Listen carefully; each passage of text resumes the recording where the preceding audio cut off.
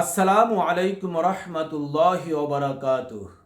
প্রিয় মুসলিম ভাই এবং বোনেরা, ঈদে মিলাদুন নবী সাল্লাল্লাহু আলাইহি ওয়াসাল্লাম আমাদের মুসলমানদের জন্য উদযাপন করা কি বিদআত, নাকি ঈদে মিলাদুন নবী সাল্লাল্লাহু আলাইহি ওয়াসাল্লাম আমাদের মুসলমানদের জন্য উদযাপন করা আল্লাহর হুকুম ফরজ?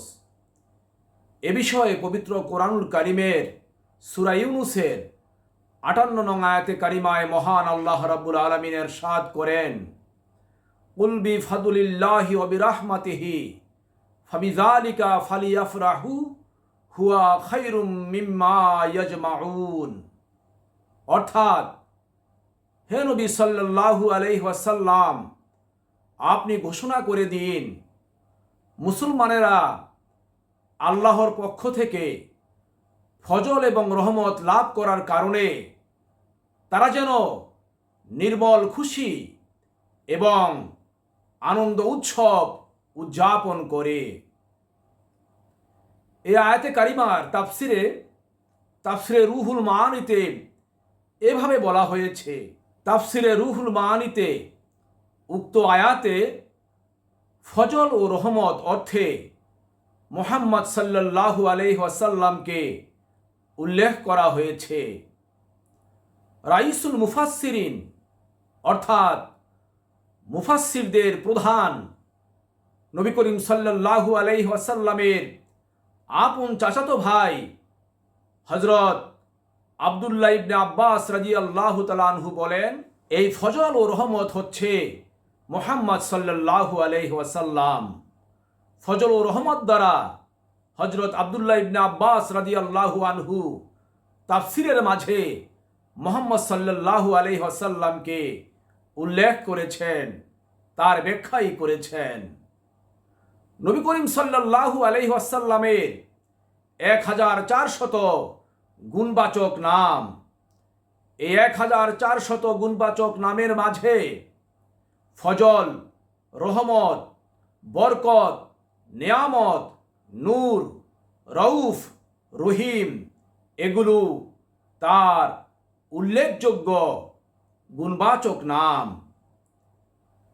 আমাদের কাছে, সমস্ত উম্মতে মুহাম্মাদীর কাছে সবচেয়ে বড় নিয়ামত হচ্ছে আমাদের প্রিয় নবী হযরত মুহাম্মদ সাল্লাল্লাহু আলাইহি ওয়াসাল্লাম। আমরা আল্লাহর পক্ষ থেকে যত নিয়ামত লাভ করেছি, সব নিয়ামতের মধ্যে সবচেয়ে বড় নিয়ামত হচ্ছে আমাদের প্রিয় নবী সাইয়্যিদুল মুরসালিন, আশরাফুল আম্বিয়া, রাহমাতুল লিল আলামিন নবী মুহাম্মদুর রাসূলুল্লাহ সাল্লাল্লাহু আলাইহি ওয়াসাল্লাম। আমাদের এই প্রিয় নবী হযরত মুহাম্মদ সাল্লাল্লাহু আলাইহি ওয়াসাল্লামকে আমরা পেয়েছি বলে মহান আল্লাহর পরিচয় পেয়েছি তার মাধ্যমে। তাকে পেয়েছি বলে আমরা তাওহীদ পেয়েছি, রিসালাত পেয়েছি। নবীজি সাল্লাল্লাহু আলাইহি ওয়াসাল্লামের মাধ্যমেই আমরা আমাদের ঈমান পেয়েছি, ইসলাম পেয়েছি, আমরা মুসলমান হয়েছি। আমরা মুসলমান হিসেবে মহাবিশ্বের মাঝে আমাদের পরিচয় প্রকাশ করতে পেরেছি। আলহামদুলিল্লাহ। এখন দেখুন, মানুষ ভালো কিছু লাভ করলে, ভালো কিছু অর্জন করলে আল্লাহর শুকর আদায় করে, সেখানে আনন্দ করে, উৎসব করে। আর যিনি মহাবিশ্বের মাঝে মুসলমানদের জন্যে, শুধু মুসলমানদের জন্যে নয়, গোটা বিশ্ববাসীর জন্যে, কুল কায়নাতের মধ্যে সবচেয়ে বড় নিয়ামত প্রিয় নবী হযরত মুহাম্মদ সাল্লাল্লাহু আলাইহি ওয়াসাল্লাম, তার জন্মদিনে, তার মিলাদুন নবীতে, তার শুভাগমনে আমরা মুসলমানেরা কি আনন্দ করব না? আমরা কি খুশি উদযাপন করব না? নবীজি সাল্লাল্লাহু আলাইহি ওয়াসাল্লামের এই ঈদে মিলাদুন নবীতে আনন্দ উৎসব করা, খুশি উদযাপন করা বিদআত নয়। যে এটাকে বিদআত বলে সে মিথ্যে কথা বলে, কবিরা গুনাহ করে। এই আনন্দ করা, মিলাদুন নবীর এই আনন্দ করা নবীজি সাল্লাল্লাহু আলাইহি ওয়াসাল্লামের জন্মদিনে শুভাগমন উপলক্ষে আনন্দ উৎসব করা মহান আল্লাহর হুকুম।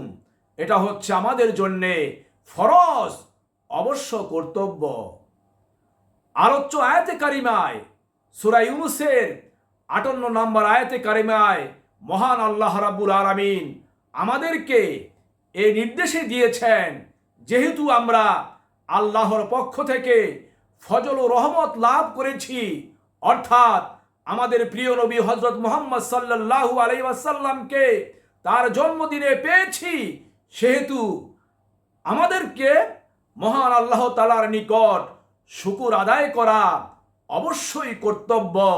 এটা আমাদের জন্য ফরজ, কারণ নবীকে না পেলে আমরা আল্লাহর পরিচয় পেতাম না। আমরা দুনিয়ার এই অনেক অসংখ্য নাজ নিয়ামত ভোগ করতে পারতাম না। নবীজিকে পেয়েছি বলে নবীজির খাতিরে, নবীজির সুপারিশে আমরা ইনশাআল্লাহ জান্নাতি হব, আমরা জান্নাতে থাকব ইনশাআল্লাহুল আজিজ। অনেক রাজনৈতিক নেতারা, রাজনৈতিক কর্মীরা, অনেক বড় বড় ইসলামিক দলের বড় বড় পণ্ডিতেরা, মুফতি সাহেবরা, মাওলানা সাহেবরা, তাদের নেতারা যখন জেলে ঢুকে তখন তারা প্রতিবাদ মিছিল করে। আবার যখন তাদের নেতারা, মৌলভী সাহেবরা, মুফতি সাহেবরা, এই ইসলামিক দলের রাজনৈতিক নেতারা জেল থেকে মুক্তি পায়, তখন তারা এই মুক্তির জন্যে আনন্দ মিছিল করে, উৎসব করে। এই সাধারণ সামান্য নেতা মুক্তি পাওয়ার কারণে যদি মৌলভী সাহেবরা, তথাকথিত মৌলভী সাহেবরা আনন্দ উৎসব করতে পারে, তাহলে যাকে সৃষ্টি না করলে মহান আল্লাহ রাব্বুল আলামিন কিছুই সৃষ্টি করতেন না, যার নূর দ্বারা মহান আল্লাহ রাব্বুল আলামিন কুল কায়নাত সৃষ্টি করেছেন, আমাদের সেই প্রিয় নবী হযরত মুহাম্মদ সাল্লাল্লাহু আলাইহি ওয়াসাল্লামের জন্মদিনে শুভাগমনে কোনো মুসলমান আনন্দ না করে পারে না, খুশি উদযাপন না করে পারে না। তাই নবী প্রেমিক মুসলমানগণ, আশেকে রাসূলগণ এই মিলাদুন নবীর দিনে, নবী করিম সাল্লাল্লাহু আলাইহি ওয়াসাল্লামের জন্মদিনে, শুভাগমনের দিনে আনন্দ করে থাকে, জশ্নে জুলুস করে থাকে এবং নফল নামাজ পড়ে থাকে, উপলক্ষে মিলাদ শরীফ পড়ে থাকে, দরুদ এবং সালাম বেশি বেশি পরিমাণে মদিনা মুনাওয়ারায় ভেজে থাকে। সুতরাং আনন্দ করার অর্থ এই নয় যে আমরা ড্যান্স দিব। কোনো মুসলমান নবীজির শুভাগমন উপলক্ষে কেউ ড্যান্স দেয় না, ব্রেক ড্যান্স দেয় না, বেলি ড্যান্স দেয় না, কেউ নৃত্য করে না, আজে বাজে কোনো খারাপ কাজ করে না, আতশবাজি ফুটায় না, আজে বাজে গান গায় না, পপ সঙ্গীত করে না, আল্লাহ পাকের ইবাদত করে এবং জশ্নে জুলুস করে, আল্লাহর প্রশংসা করে, নবীর প্রশংসা করে। সুতরাং আমরা অবশ্যই ঈদে মিলাদুন নবীতে, নবী করিম সাল্লাল্লাহু আলাইহি ওয়াসাল্লামের জন্মদিনে তার শুভাগমনে উপলক্ষে আমরা অবশ্যই আল্লাহ পাকের শুকর আদায় করব, নফল রোজা রাখব, মিলাদ শরীফ বেশি বেশি পড়ব, জিকির ফিকির বেশি বেশি করব এবং আল্লাহ রাব্বুল আলামিনের তার প্রশংসা করে, নবী করিম সাল্লাল্লাহু আলাইহি ওয়াসাল্লামের প্রশংসা করে আমরা বেশি বেশি কোরআন এবং হাদিস থেকে আলোচনা রাখব, আলোচনা সভা করব ইনশাআল্লাহুল আজিজ।